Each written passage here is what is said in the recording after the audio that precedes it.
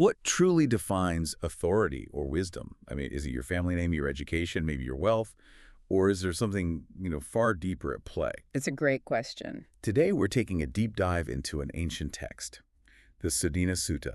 It chronicles this really fascinating encounter.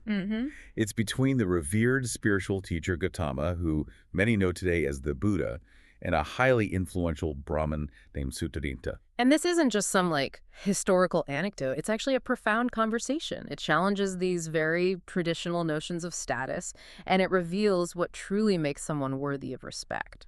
So our mission in this deep dive is to unpack this pivotal dialogue. We'll explore the initial societal expectations, right, for what makes a person great. Exactly. And then we'll witness how those assumptions get systematically challenged. It reveals some quite surprising qualities as the real measure of an individual. You'll gain insights into the values of an ancient world, definitely, but also discover principles that, well, as you'll hear, still resonate pretty powerfully today. They really do. All right, let's unpack this story. So our deep dive begins with Gotama, the Buddha. He's accompanied by this large community, about 500 monks, known as bhikkhus. Right. And they arrived in the Uga region and settled by the Gagara Pond. It's in this prosperous town called Kempa. Kempa, okay. In Kempa lived Sotecha. Now, this guy was a Brahmin of immense influence. The text paints a picture of Kempa. It's vibrant, full of people, grass, wood, and water, rich in grain. Sounds idyllic. It does. And crucially, this entire town wasn't just where he lived. It was basically given to him, a royal endowment, a Brahma gift, the text calls it. Wow. Bestowed upon him by none other than King Senya Bimbisara of Magadha.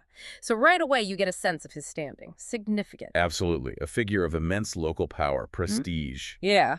And the word about Gotama's arrival, it spread like wildfire. Oh, completely. The townspeople, Brahmins, householders, everyone was buzzing with excitement. They'd heard about Gotama's excellent reputation. Right. He was lauded with these incredible titles like Arahant, which means a perfected or liberated being, and fully self-awakened one. Essentially recognized as the supreme teacher of gods and humans, the awakened one, the blessed one. Big deal. Huge deal. So the townspeople are all heading towards the pond to see him. And Soṇadaṇḍa, who's resting up in his palace during the day, sees these crowds forming. Okay. His attendant explains they're going to see Gotama. And so Soṇadaṇḍa decides, okay, I'll join them. But he asks them to wait for him first. Ah, interesting. That little hesitation there, followed by the decision to go. It really does set the stage, doesn't it, for maybe the deeper tensions to come. Definitely. But just as Soṇadaṇḍa's about to join the crowd, this unexpected challenge pops up. Right, the delegation. Yeah, a delegation of 500 Brahmins. They're from various regions, just happened to be staying in Kempa at the time. And they intervene. They immediately try to talk Soṇadaṇḍa out of visiting Gotama. And their arguments, I mean, they really tell you a lot about the societal values back then. Oh, absolutely. They center entirely on Soṇadaṇḍa's superior status. They hammer home his impeccable noble birth, pure in descent for 7 generations back. No, 7 generations. Yeah. Then his immense wealth and influence, he was rich, great wealthy, great possessing. They lay it on thick. They also highlight his scholarship, which was impressive. Yeah. A master of the 3 Vedas, these ancient sacred texts, highly skilled in interpreting them. Grammar, etymology, and even these subtle physical signs believed to indicate a great man. Right, that analysis. And his appearance, noted as handsome, pleasing, with a Brahma-like appearance. He was also seen as virtuous and eloquent. A respected teacher had 300 young men studying mantras with him. 300 students, okay. And significantly, he was older than Gotama, who was described as young and only recently gone forth. Age mattered. It clearly did. And finally, they underscore his royal and elite esteem. He's honored, respected, revered by King Bimbisara and by this other important Brahmin, Pukarasati. Yep. And of course, the big one. He's the Lord of Kempa, residing over this town, granted to him by the king himself. So their conclusion was pretty straightforward. Unwavering. Gotama should visit Soṇadaṇḍa, not the other way around. End of story, in their view. That's a really compelling case based on, well, traditional status. But Soṇadaṇḍa, to his credit, comes back with some equally powerful counter-arguments. He really does. For why Gotama is the one truly worthy of a visit. He starts by listing Gotama's supreme lineage, acknowledges he's of pure lineage, but, and this is crucial, isn't it? He chose to leave it all behind. Exactly. Left a great assembly of relatives, left much gold and silver, gave it all up to go forth. And he did it while young, with black hair in the prime of his youth, even though his parents were apparently weeping and unwilling. That detail really paints a picture. Soṇadaṇḍa also highlights Gotama's other qualities. His appearance, yes, handsome and pleasing, but more importantly, his noble virtue. And his eloquence, his spiritual attainment. Deep spiritual attainment, free from sensual desire, devoid of agitation, a speaker of kama, a speaker of action. Importantly, someone who didn't wish evil for the Brahmin community itself. That must have resonated with the Brahmins listening. He goes on describing Gotama's universal respect. Many thousands of deities have gone for refuge to him. Yeah, and he possesses the 32 marks of a great man, according to the tradition. He points out Gotama's positive impact too, socially, spiritually. He's friendly, cheerful, amiable, honored and revered by 4 assemblies, and apparently, wherever he stays, non-humans do not harm humans, like a zone of peace around him. Quite the reputation, and he's seen as chief among various teachers. So Soṇadaṇḍa really drives it home, stressing that Gotama's fame, this unsurpassed fame, it comes from his unsurpassed knowledge and conduct, not just birth or wealth. Right, and even kings Bimbisara, Pasenadi Kosala, and other top Brahmins like Pokarasati, they've gone for refuge to him with their lives. That's a huge endorsement. A massive endorsement. And finally, Soṇadaṇḍa brings up Gotama's status as a guest in Kampa. Guests, he argues, should be honored, respected, revered, venerated. Basic hospitality, but also a clever point. It is. And he concludes by admitting, look, I can only list so many praises, but Gotama's qualities are essentially immeasurable. That's just quite the declaration. Yeah. And it seems to have completely flipped the script for the other Brahmins. It did. The outcome. They were totally convinced. They agree to visit Gotama together. They even say, even if he were 100 leagues away, it would be proper for a faithful family man to go to see him. Wow. A complete turnaround. But the journey to meet Gotama wasn't quite smooth sailing, at least not internally for Soṇadaṇḍa.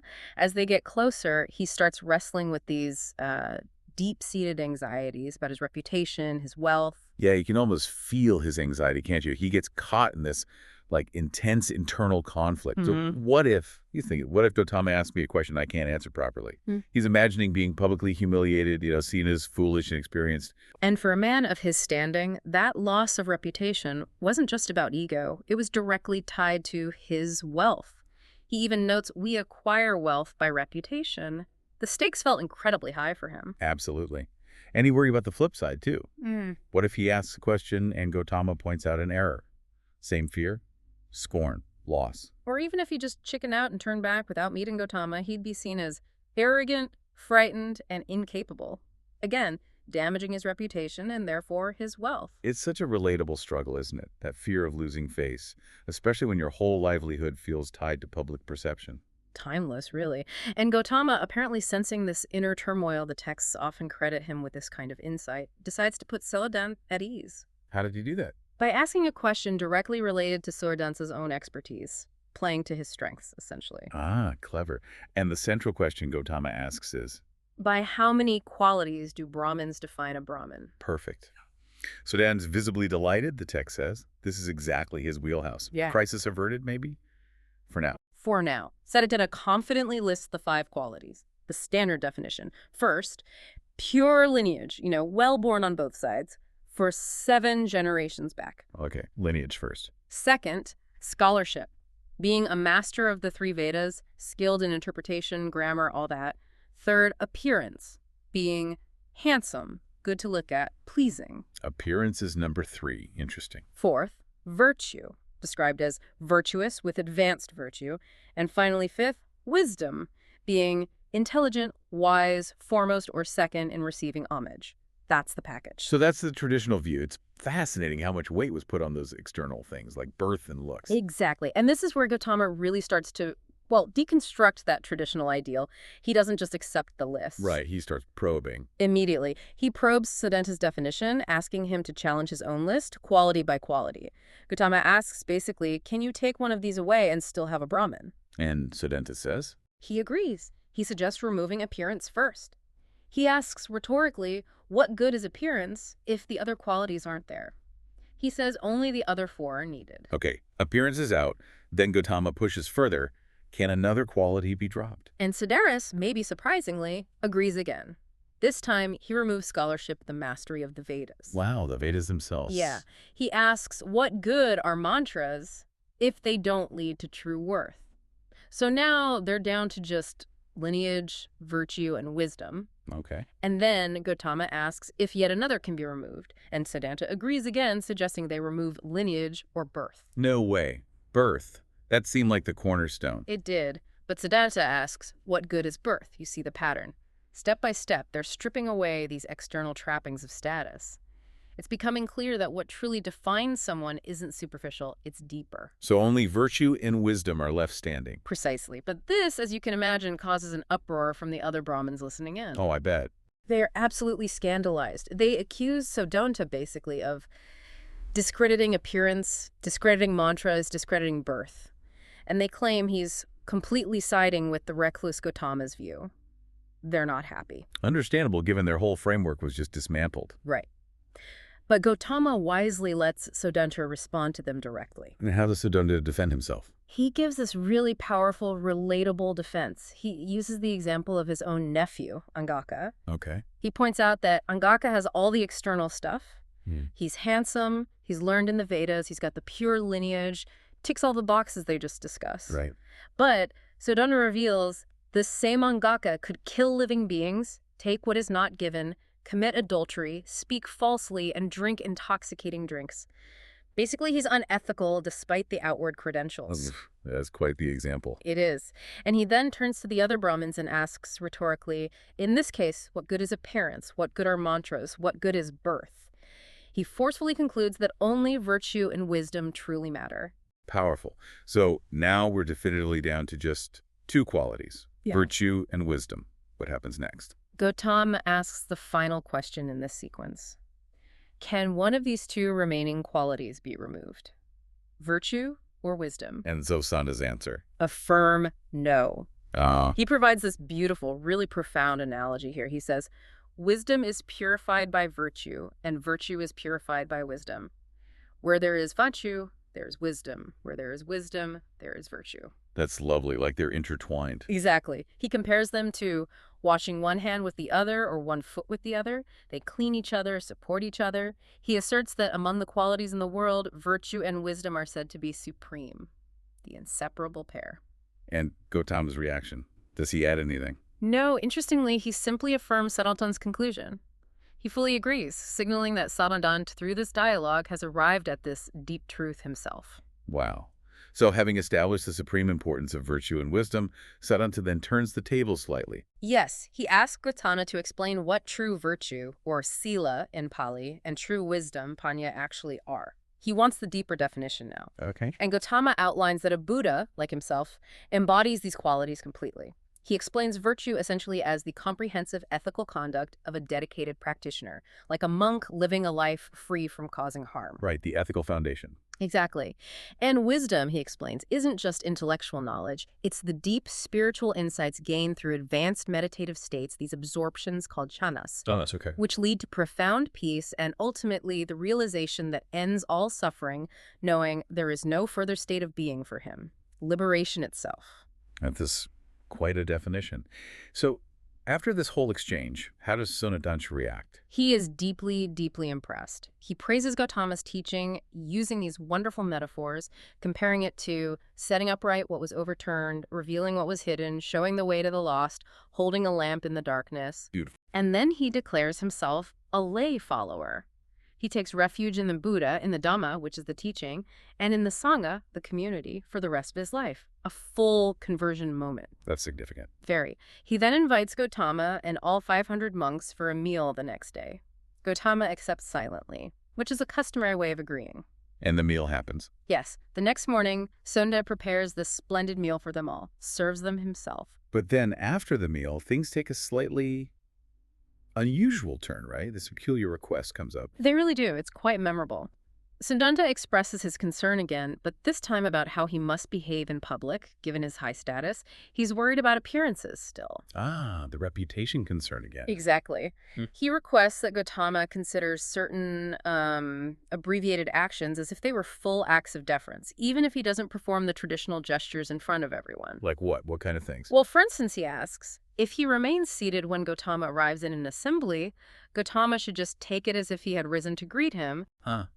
Or, if he just raises his hands in a simple salutation, the Anjali gesture, Gotama should take it as if he had bowed his head fully to the ground. It's like he's asking for a sort of public image workaround. He's trying to find a loophole for social pressure. It really seems like it. He continues with more. If he remains in his chariot or vehicle, Gotama should take it as if he'd gotten down. If he just raises his goad, the stick for driving oxen, take it as him getting down. Wow. If he just lowers his parasol slightly, Gotama should take it as if he had bowed his head. He's quite specific. And he explicitly says why. Oh, yes. He explicitly states this is all to protect his reputation and his wealth, which, again, he fears would be lost if he showed such overt deference to Gotama in front of a large public assembly. It might undermine his authority. Fascinating. Yeah. How does Gotama respond to this unusual request? The text says Gotama responded with a Dhamma talk. It doesn't detail the exact words, but the implication is that the teaching would address Siddhanta's very real, very human concerns about status and livelihood, but within the broader context of the deeper principles they just discussed: virtue, wisdom, non-attachment. So not a direct yes or no, but further teaching relevant to his situation. Precisely. Meeting him where he was, but still pointing toward the path. So what does this all mean for you listening now? The Soṇadaṇḍa Sutta really forces us to ask, doesn't it? Are we maybe subconsciously still valuing that outer resume, the status symbols, more than inner character? It's a probing question. In a world that's often still obsessed with external markers, lineage, wealth, looks, fancy degrees, this deep dive with Soṇadaṇḍa challenges us. Yeah, what if your next career move, or even just your daily interactions, were guided less by, perceived status or keeping up appearances, and more by genuinely cultivating virtue and wisdom? How might that change things? Perhaps the most powerful net worth, in the end, isn't what's tallied up in external accounts, but who you actually become on the inside. Maybe it's not what you are, but who you are that truly counts. Something to think about.